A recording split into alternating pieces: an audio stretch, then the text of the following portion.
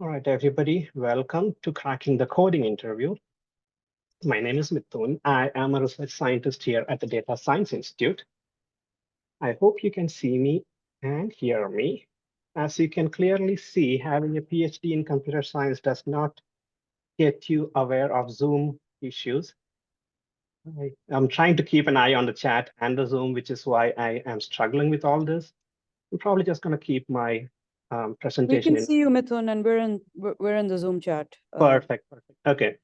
Meg, can you keep an eye on the Zoom chat? Because I don't think I'm able to do both, but we'll Yeah, see. no worries. Carlos and I are both here. Perfect. Beautiful. Okay. Hi, everybody. Welcome to Cracking the Coding Interview for the third time I'm saying that. But okay, so this, even though I call it Cracking the Coding Interview, the actual name is a holistic approach to cracking the coding interview. So let me start by asking this question. What part of your body do you use when you try to crack the interview?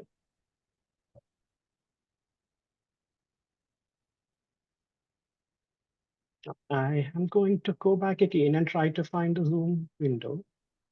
If at least if guys are there, please start speaking. Okay, I clearly fail at seeing both the windows. All right, people, open question. What part of your body do you use to track the coding interviews? I'm assuming most of you are here because you have some coding interview coming to in the near future. So anybody can answer this question.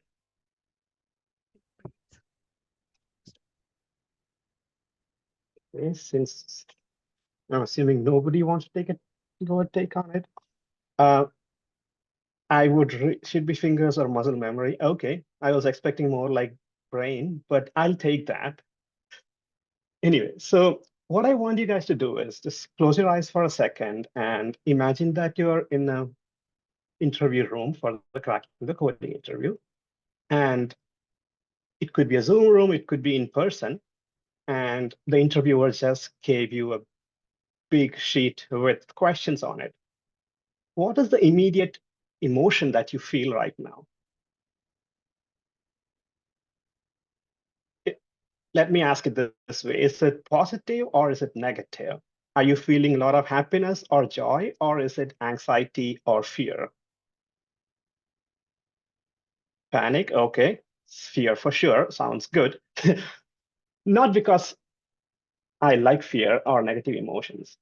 Through my experiences, I realize that is exactly what happens to me every time I face an interview, which is even if I know the answer, the fear kind of makes you panic. If you're a person who does not feel fear in the interviews and you already enjoy the cracking the coding interview, you probably should not be here because you are happy. This place is for people who are scared. So, which is why I call this course an holistic approach to cracking the coding interview, because I can probably regurgitate all these tons of knowledge that is there on the internet about cracking the coding interview. However, until I help you and me in the process to go from the plane of fear into the plane of happiness when seeing a question, until we do that, we are not going to be able to crack that question.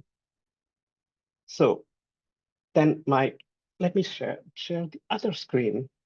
Jesus, how many engineering degrees is it going to take before you learn screen sharing? All right, that is done. Okay, does it say welcome to, perfect, finally one thing that works. Okay, welcome to cracking the coding interview. If people might be familiar with the term cracking the coding interview, which was taken from Gail Lamkan's book, if you haven't read that book yet, please do. Oops, I'm messing up the spelling, Lamkan probably. So what I was saying was, humans are very wonderfully weird people. We live on triangular planes of fear.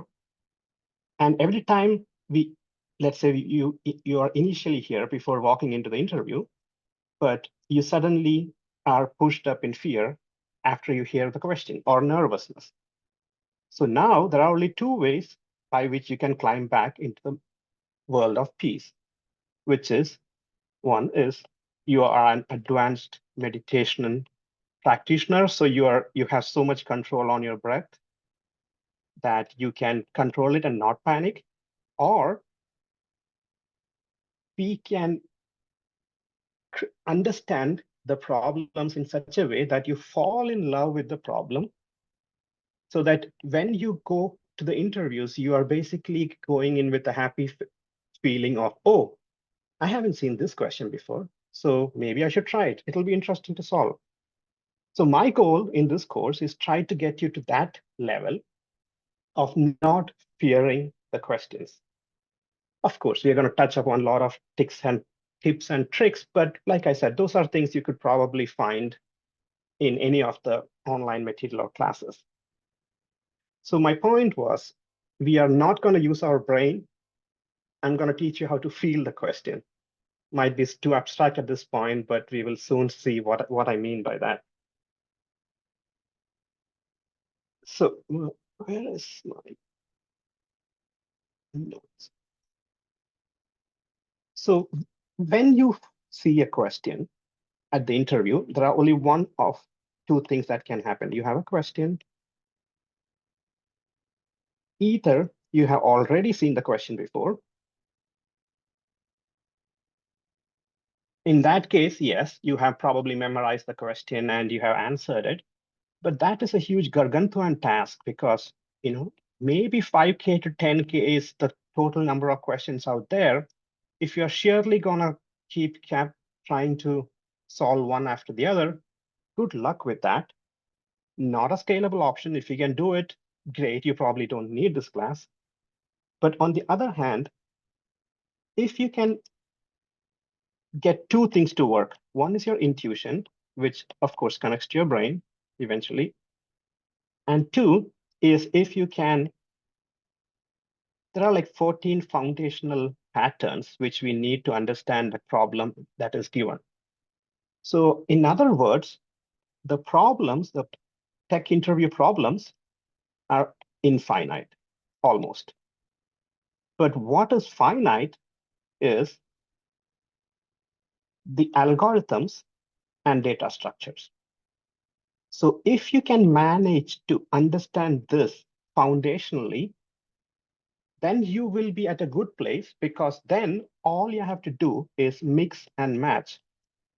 And trust me, humans are very good at finding patterns. If you're given completely new questions, human can dig it down into one of the 14 foundational data structures or algorithms, which we already know. So I am going to slowly try to get into those details.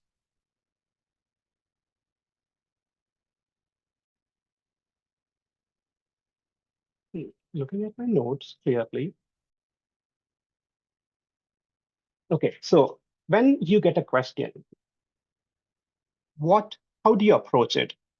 I'll open the floor. Like, what are the phases of understanding a problem? If you can speak up, it'll save my lack of technological ability to look at multiple windows. Second, I can hear you. I'm going to turn the lights on.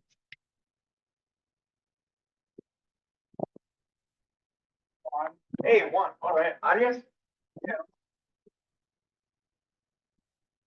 Okay, so any answers to that question? I really don't want this to be a one-sided hash function where I am teaching you some boring stuff and you are suffering through it. Please, even if you want to reply on chat, what are the steps that you follow when you have to answer a question? I guess break it down into seeing what parts, if it's asking different parts. Fair, okay. So do you think about the problem first, or do you think about the code first? Think about the problem first. Okay. And then you think about the logic, I'm assuming? Yeah. Okay. And then do you write the code down immediately? Yeah. I mean, I haven't had to do like a coding interview, so just doing like a problem or something, I would write it, but I know in a coding interview I wouldn't have time to kind of draft or a test. Yeah, perfect. That's okay. So the way you should approach a problem is in 4 parts.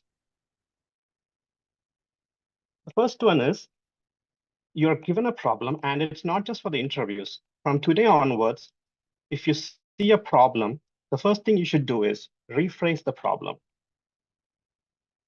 Just read it completely, understand it, and now try to say it out loud. So humans, when we actually say these things out loud, we realize, oh, there was a part that was missing that you did not completely understand, right? So this is very important that when you say it out loud, which is exactly why the interviewers usually ask you, do you understand?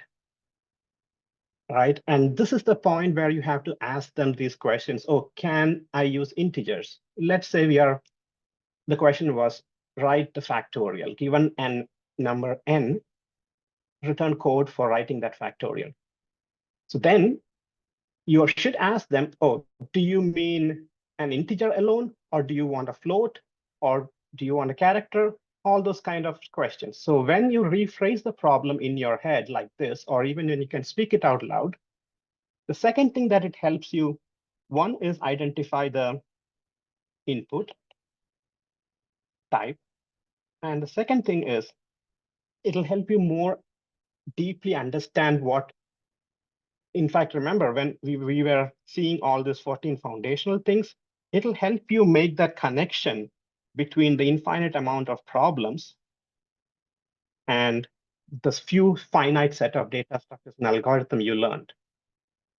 So after that step, now there is next step, which is where you think about the logic, and 2B is where you code. So my suggestion is when you're preparing for interviews, you're thinking about the logic, always use pen and paper. I mean, maybe you can use iPad, but there is a reason why humans have been using pen and paper, which is when you write the abstract ideas in your head onto a discrete object like pen and paper, you get more clarity. You can think of it like your brain is the RAM and your hard disk is your actual pen and paper. So when you actually serialize it into a pen and paper, there is a lot of clarity that's going to come. So I am not just talking about the final interview question, but this is for when you are preparing from now on. So remember, my goal is not to give you a fish, but my goal is to teach you how to fish. If I can elevate your consciousness to the place where you naturally can solve the problem and it makes you happy, then my job is done. So that is why I always insist on pen and paper. And in fact, I would even suggest pencil, because when you are using pen, you tend to like make, scratch out this logic. Maybe I should use char, and then you scratch it out. Then you put char, scratch it out, you put int. But then all this is instead making scratches inside your brain, and your soft logic, which I call soft logic, or your human RAM, is getting more muddled up. There's only so much it can keep in its head. So you should try to write it down, not just the logic, but also the code. Logic, sure, you can probably write it down a little bit, anchoring in the core parts. If it's a factorial question, you can say, oh, what is a factorial? Okay, so this is also part of the first rephrasing the problem. When you say factorial, you think about it, oh, the factorial of 5 is 5 times 4 times 3 times 2 cross 1, whatever that is, right? So that is when you recollected it, and now you have established that into a solid ground. Okay, this is factorial. Again, I'm not even talking about the final interview stage, but we'll get there. When you're practicing, this is something you should always do. Use a pen and paper or pencil and paper, because pencil, you can erase what you wrote, and believe it or not, it actually gives you more clarity in your head instead of scratching what you wrote. Now, so that is the thinking logic part. Now, coming to the code part, right? So while you're thinking logic, by the way, you should also think of edge cases. You should keep in your mind what are the edge cases possible. So it should be in the back of your head. Your main logic thinking must be about, okay, here is my core logic functionality. But I should also keep in mind that, oh, maybe 0 won't work, 1 won't work. What if it is null? These are a few good edge cases that you can keep in mind. Okay, so with me so far? I'm not getting any feedback. I'm assuming it's a good thing. I can't even see your faces. So all of you have your videos off, so I can't even read anything. Okay, Katie is the only person replying. She's saying good. Okay. Now, when we come to the code, now it brings an interesting question. What is your favorite programming language to crack interviews? You can either reply back, open your mic and speak, or you can type it back here. Okay. Python. Python, okay, Python. I see a lot of Python. Okay. So I'm assuming all of you here are good at Python. Now I'll ask the more important question. Yes, because I'm most familiar with that language, exactly. Then we ask the more important question, why Python? And probably the same answer is what Akash said is probably your answer too, because I'm most familiar with that language. Now let me ask this other question. How many of you can write code in C?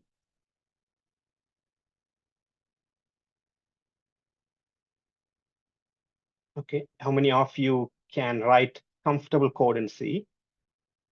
If given enough time, for sure, yes. Okay. If you ask me, you should write your interview problems in C, and I'll tell you why. The way to understand these problems is to go back in time and understand why scientists or inventors created these languages in the first place. So if I have to give an example, let me see if I pull that back. Share screen, not this one. Desktop, okay. So the reason I mentioned this is Python is a very, very new language, and it is exactly meant to do that, which is make you very comfortable with writing code, okay? Now, if you think about it historically, initially we had hexadecimal and assembly language. Then people invented C, then came C++, Java, and Ruby. And if you in fact want exact timelines, this is how it looks like. 1950s, we had COBOL, Fortran, Lisp. 60s, Algol, Basic, etc. 70s is when we slowly started having more structured languages like C and SQL, or even Pascal. 80s, it became C++. 90s gave rise to more languages like Java, Ruby, and Python, and etc., etc. As you can read this from the screen. So now I'm asking you the question. Every time a new language is invented, what was the reason that the inventor invented it? Or even let me ask a simple question. Of course, in the beginning, there was C, Dennis Ritchie. And then we moved on into the Java or Python revolution, Rosenbaum, Guido. Anyway, my question is, why Java? Let's put it that way. Why Java?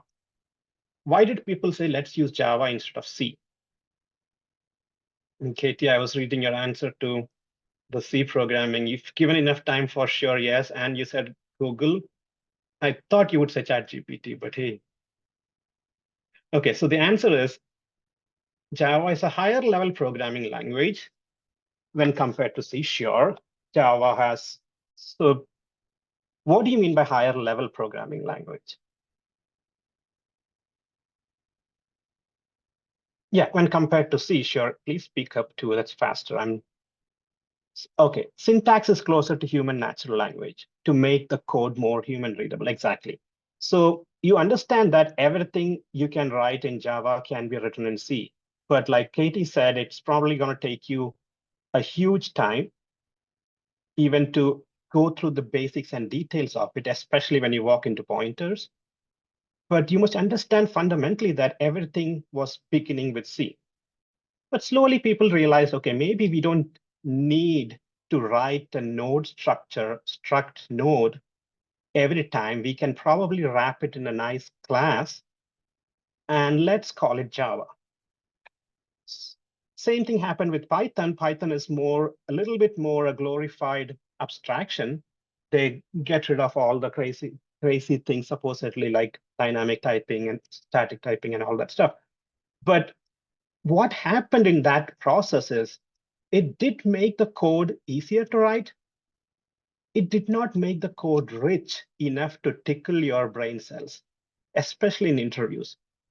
What you use finally is a different problem. If you understand these languages fundamentally, it wouldn't matter to you. It's just a matter of syntax. So which is why I was going back and saying, why Python? Why not C? Right? So clearly, nobody these days is familiar in C, and I wouldn't even recommend you use it. But then I asked the question, okay, if not C, why not Java? So I'm assuming you guys are familiar with Java, not even experts in it. Why would you prefer Java? Why would you prefer Python instead of Java? I know you don't prefer, but if I ask you to pick, okay, Katie says I've only coded in Python, nothing else. Easier syntax in Python than Java. Perfect. Okay, but there is one thing you must remember. The definition of easy makes it easy for your brain to miss certain things. Let me give you an example. Going back to sharing screen fiascos.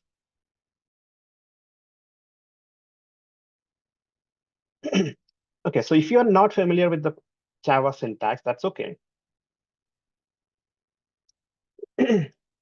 So let's say the question is factorial, right? Given a number, we want to call a factorial. So in Python, you would write def factorial,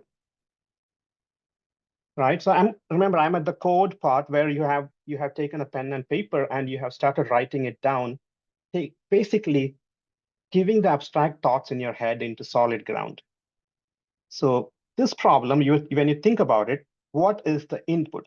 So the input is your brain makes the obvious choice. Oh, sure, must be integer, right?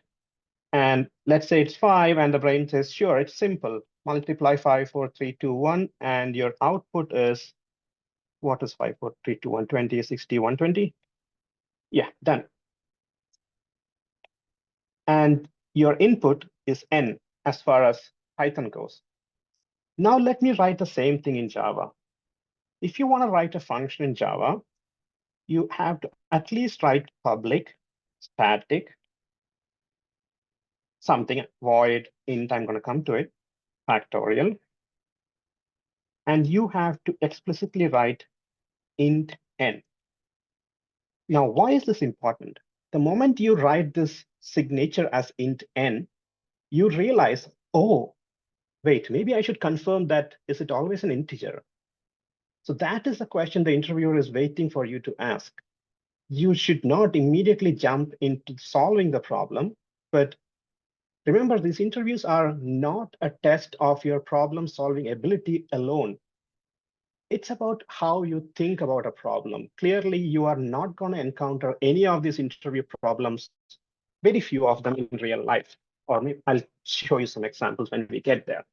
But the mere fact that you forgot to think about the data type of n when you were writing Python, it is normal. Your brain is so excited to get to the core of the logic, but they don't want the core of the logic. They also want a holistic person who they are hiring. They want a person who asks critical question like, oh, wait, is it going to be n? Because these days, if I want to write a factorial, I can open ChatGPT and say, write factorial. So until AI becomes sentient, we still need that human connection, which is why probably all of you are applying for software engineers. But what do you mean by the human connection? And this is one of the human connections, the ability to think outside the box. And which is why, so if you were writing this in C, you might be just writing int factorial, right? Int factorial, int n, and here you'll have to return int in Java. So my point there is, when you wrote Java, when you wrote C, when you wrote Java, you also have to think about your return variable. So simply this syntax forced you to think about two inputs, public static int as the output and factorial int n, which is the input. So not just this for this example, it might look pretty silly for this example, but once the problem becomes complex, this is the most important thing you should do, the critical thinking. Okay, so that is the first part. Now, remember we were here, your coding part. And the last part is, of course, testing. And testing is when this is the edge cases. If you remember, we'll come to the details of code writing in a second. Let me ask this other question. When you are preparing for interviews, what websites do you use? Lead code? Okay, lead code. Anything else? Algo expert. Okay. Anything else? Where you find problems from?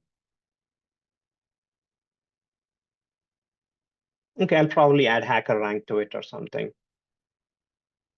All these, you should go, if you have put a timeline on your learning process, in your first 80% of your learning process, you should not touch lead code or algo expert or any of the fancy stuff.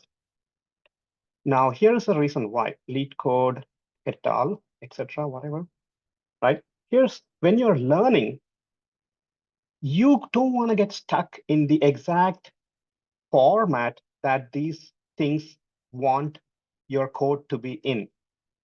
So you are going to waste your precious time and your brain work during studying, trying to beautify your code in the same way they want it. Sure, you're going to ask me, but this code has to run, right?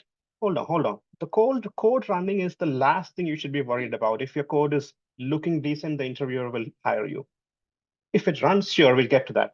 But this 80%, like I said, when you're learning, you should do it with two things. One is paper, writing it down.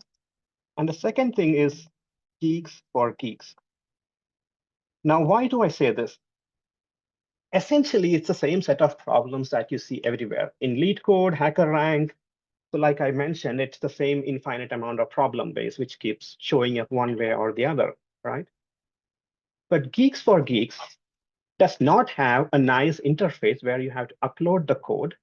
In fact, let me try see if I can share again and open that up.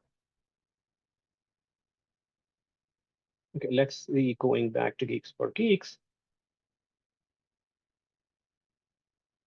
Let's see, we go for algorithms, and there's, let's say you're picking with recursion today, right? So anyway, let's just linked list. So they have all this stuff written there. And when you scroll down, they have a bunch of problems here. So I'm assuming you all are not experts. You are not at the point of doing hard problems yet. You are still doing, I would even suggest, even if you are, it's important that we start from the foundation and get your foundation so strong.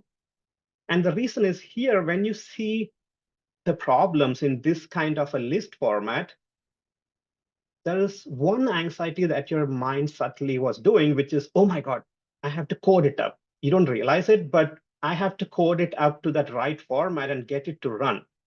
So what I'm trying to make you do is, let's do small steps at a time. At the beginning phase, let's try doing just pen and paper. And here is a question, print the middle of a given linked list. So you click on it. So then you look at it, there's always the answer, but don't go there yet. Now, given a linked list, blah, blah, blah, this is a question, right? Sure.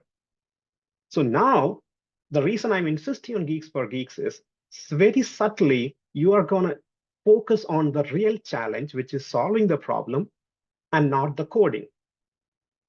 If anybody who has done computer science deep inside, you'll realize after a point, coding doesn't matter, language of coding doesn't matter. You can even hand it over to undergrad or GPT to write the coding for it. There is actually that intuition part, which is important in the problem solving. And that is where I'm trying to get you to. Okay, so that is why I think you should look at your problems in Geeks for Geeks so that you, even subtly, you're not scaring your mind or brain that, oh my God, I have to make sure my code is perfect, that it runs in lead for lead code, and it is going to give me an output. Now, here is the other thing. So going back to the sharing. So next, draw. Doesn't help. Connection restore. Great, UA Wi-Fi loves me.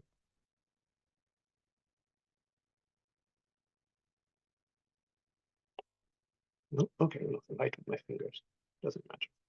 So anyway, my point there is, when during your 80% of the learning time, there are only two things that can happen when you see a new question, which is, now it works.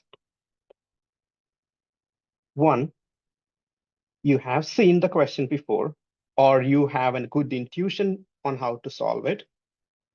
In that case, you go to all the steps we mentioned here, which is rephrasing the problem, thinking the logic, writing code in pen and paper, and writing it onto the editor, right?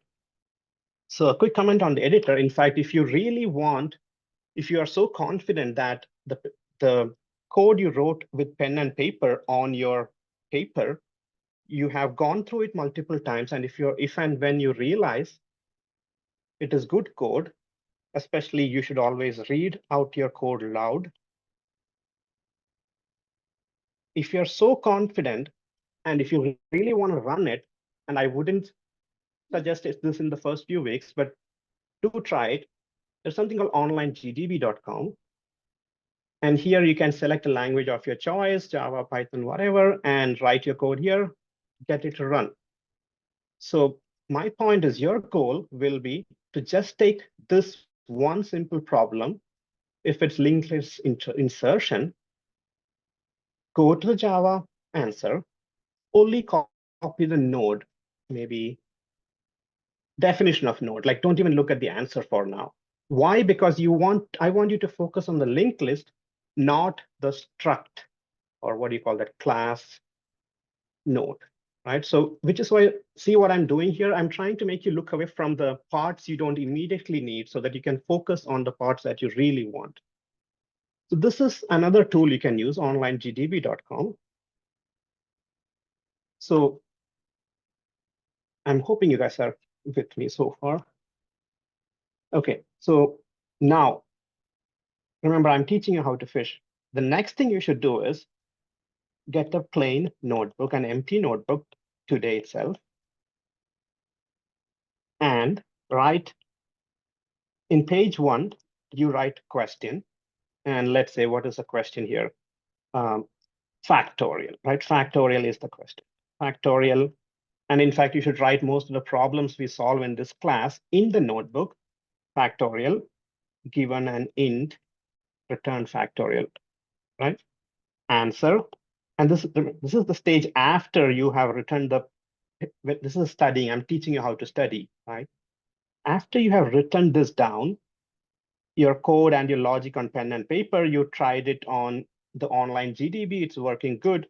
So you now go and write the answer here, just only the function alone, public static int factorial. So these are things that have worked for me a lot. So I'm just trying to help you with this, blah, blah, blah. Now you keep doing that for every single problem you encounter or when you're studying. Remember, you are writing onto this notebook only when you can write it from memory. And when I say the word memory, there are two kind of things how this will work. Either you can memorize it by rote, which is you repeat it 1,000 times and you memorize this for now, this is how the factorial code works.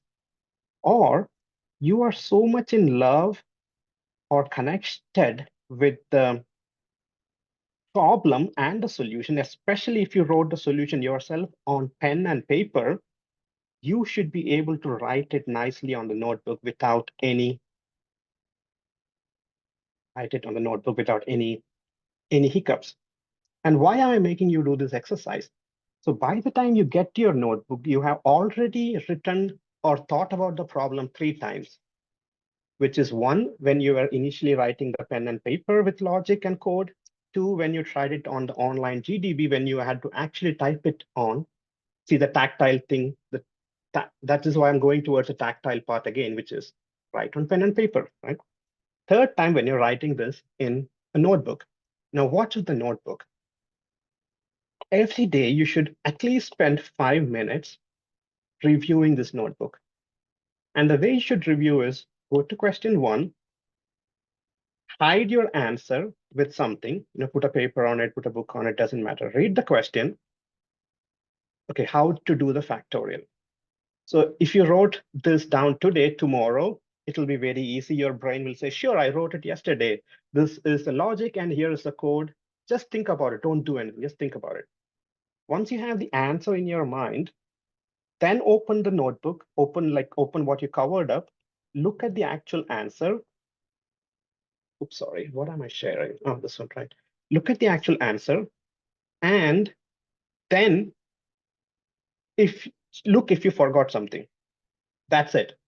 Be kind to yourself. That's it. If you forgot a couple of things, you just say, oh, I forgot that. Fine. No emotions attached. It's a thing. It's not good. It's not bad. Oh, I forgot. Then you move on to the next question. Now, when you do this exercise across multiple days, we are targeting what we call pushing from the short-term memory into your long-term memory. So like I said, what I am trying to help you guys build is a good foundation to the pyramid. If you love all these basic 50 problems we'll go through, then which will capture there are 50 problems, 14 patterns, and a bunch of data structures and algorithms. If you have that, if you are so much in love with the problem and you're so connected with it, then that is the way we can encounter a new problem and not be scared from it. So going back to what I said initially, the amount of problems is infinite. But since we have tools which are finite, we need to become one with the tool, which are the algorithms and data structures. And pause for a second and ask questions. If you guys have any questions. Okay, I'm not seeing any. Let's go back. So let's say we are discussing problems and you have encountered this problem before. So tomorrow, okay, after the 5-minute every day, you should go back to daily 5-minute review. At least try to solve 10 problems from Geeks for Geeks. Start with easy, be kind to yourself. Start with easy, try 10 problems. And only 2 things can happen at that point when you see a new problem. One is, oh, you have seen it in this class, or you're so much in love with it, so it's easy for you. You can immediately get the answer from the back of your head. So remember, I'm trying to get you to these 50 problems becoming so deeply embedded in the back of your head that if somebody wakes you up in sleep and asks you to solve factorial, you will immediately start writing public static void, public static int, right? And this is not memorization, even though if you divide it down, it's probably at the minute level. This is making you fall in love with the problem. So now, if that is the case, you see a new problem, it's easy. Sure, you immediately know the answer. Either you know the problem or you know the building blocks to the problem. And your brain is good at making the connections.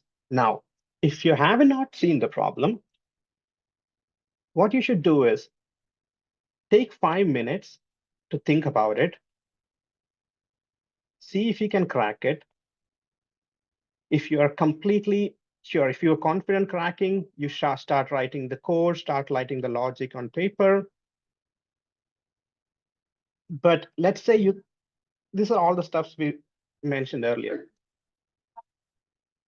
Now, there is a reality, and which is very true. We cannot think of a solution. Your brain is not making any connections with something you know already. At that point, you open Geeks for Geeks and scroll down into the same question page will have the solution also. Scroll down to solution. Now read the solution, which is, when I say read, it's basically I'm talking about the text that you have there and not the code. Never ever try to read code and make sense from it. It's a waste of your time and your mental power. Read the solution, understand. So this all should take you another 5 minutes. 5 minutes. So at the beginning, it's a 15-minute problem. Whenever you see a new question where 5 minutes you tried thinking, tried cracking. If you can write everything else, you can do that in another 10 more minutes. If you cannot, it's okay. We read the solution for 5 minutes, understand it, close the website. Try writing two things. One, try writing the logic back on the paper. Two, try rewriting the code itself on paper, the one you saw there. So this is slowly, we are not blindly going to memorize the code. These are tips and tricks by which you can slowly start understanding the solution at a deeper level. Sure, when we start, we are at the base of this pyramid, and this is, the point where you have the highest, what you call Google or Goldman Sachs level problem, right? You are never going to be able to solve that on day one, and you have to accept that reality. But if you still want to figure out how to do it, it's okay. Let's start reading the solution and becoming one with the solution. And that way, once you write it out in code in pen and paper, you are slowly connecting with the solution. And remember, these are not the 50 problems, 50 fundamental problems which we discussed. This is a completely new problem. And what I'm trying to tell you is do not memorize it. Just think of the logic. Okay, you understood the logic, wrote it down yourself without looking at anywhere. Good. For now, that is enough, because as of today, you don't have the foundation set up to go back to the actual way of solving it, which is seeing a problem, you can connect with the foundations you have. But for now, you are aware there's a problem, there's a solution. Okay, there's somebody smart who wrote the solution for us. Good, it's there. That's it. Be kind to yourself is very important in this whole learning process. Otherwise, you're going to give up pretty soon. It's not a scalable. If you're trying to solve every problem there on Earth, all you're going to do is you're going to beat yourself up. What's wrong with me? I cannot solve it. You cannot solve it because your foundations have not been well built. But that's okay. It's going to take us time. All of us work together. But until then, just acknowledge, okay, here's a problem. Somebody smart has written, or I could write it in at the end of this course by myself. Right now, I'm going to accept it. Okay, there's a solution, done. Move on. So the reason I'm telling you all this is every day, you should, now the every day is very important. You cannot study for these interviews in one day. You have to take it piece by piece every day. So totally you did 5-minute review of notebook and this 10 problems. Either you solved it yourself or you read the answers. Let's put 10 times 15 minutes per problems. So see, you already spend 155 minutes on this. This is not scalable, right? So which is why I'm saying, sure, if you have all that time, do it. But this is something you should never miss doing. Every day, review the notebook for 5 minutes. So you are basically pushing it into your long-term memory that, oh, hey, oh, this is the basic problem, sure. Then you will slowly realize that these problems will not take 15 minutes per problem. It'll take only 3 minutes per problem. Exactly 3 minutes for you to think the logic, make the connection to existing code, which you have it deeply understood in your intuition, and then writing it out. So it'll be 1 minute instead of 5 minutes. That is where we are trying to get to when at the end of this course. Okay, questions? All right, in that case, I'm going to stop here. I was going to try to get to recursion. Oh, okay. So if you ask me what is like the only thing if you have time to read only one single thing for your interviews, if you ask me what it is, the answer is recursion. Recursion, if you don't realize, is the most powerful tool out there, and most of the people are scared of it for the natural reasons. It's understandable why people are scared of it, but I will teach you how to understand recursion in a way that it's not scary anymore. And second thing, if you ask me, is pointers, which again probably is going to freak a couple of you guys out because I asked you C and nobody said C programming. Great. But what I'm trying to get here is pointers were the foundation of everything.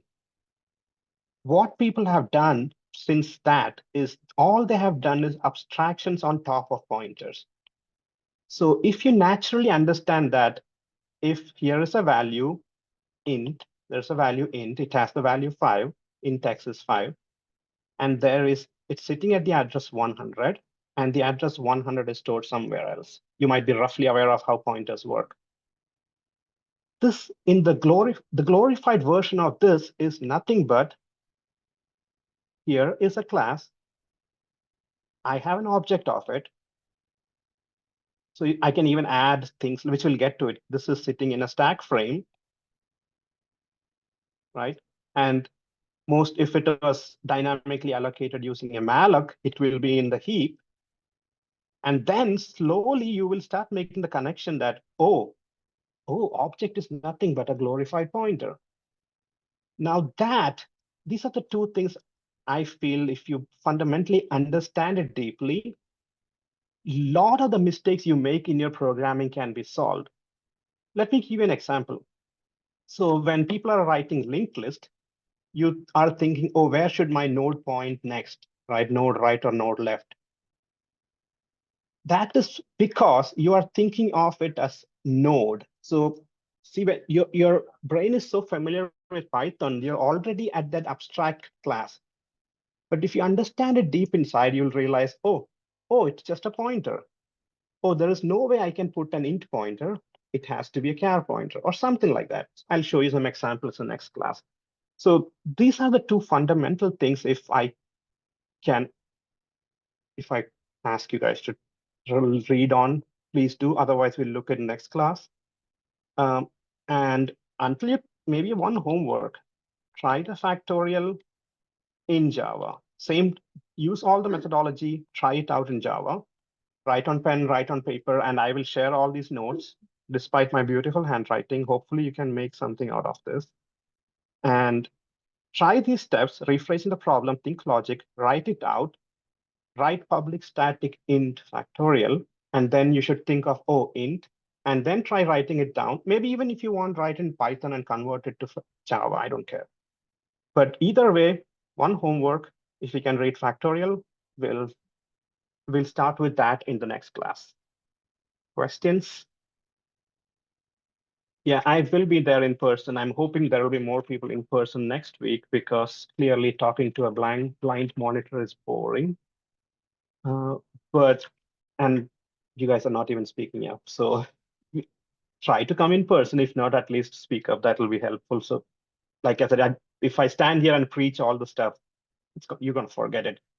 So let's make it, we are moving in this journey together, self-realization journey. Okay. If you guys don't have any questions and nobody's speaking, I'm assuming you're all still there. I haven't slept. Thank you. I'll see you next week, same day, same time, same place. Thank you. Let me share the link to the, yeah, I will post this in the website and the link to this, my notes, but let me see if I can quickly share this now in the chat window itself. Share, copy team invite link. Thank you all. I'll see you next week.